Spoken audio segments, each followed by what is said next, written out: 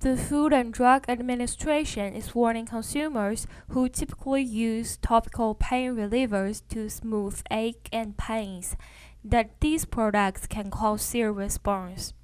According to a notice posted to FDA's website, the over-the-counter products are designed to provide short-term relief from minor muscle and joint aches and pains.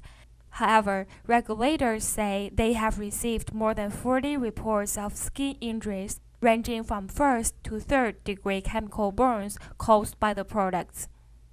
In many cases, severe burning or blistering occurred within 24 hours of a single application. Some applications require hospitalizations as well. 宜宾河 Sierra 国 ICN San Francisco. San Francisco has been given $5 million in federal and foundation grants to help the homeless in the community. The money will be put toward housing for homeless families and counseling services. The money will be used over the next 5 years and should help up to 160 different families. The grants are coming from the Federal Administration for Children and Families, the Robert Wood Johnson Foundation, the Annie E. Casey Foundation, Casey Family Programs, and the Edna McConnell Clark Foundation. As much as 10% of the city's 6,500 homeless people are in families, which is 20% lower than the national average. Lee Bing-he, John Berge, ICN, San Francisco. Around 900,000 babies are born with birth defects in China every year. The Health Ministry said Wednesday. The ministry report for 2012 on prevention and treatment of defects in newborn babies said birth defects at 19.1% have become the second biggest cause of infant death in China.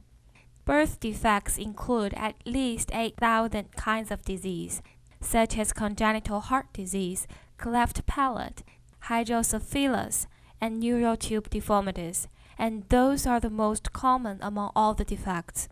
Consumption of prohibited medicine, increased exposure to radioactivity, and drinking have contributed to the increase.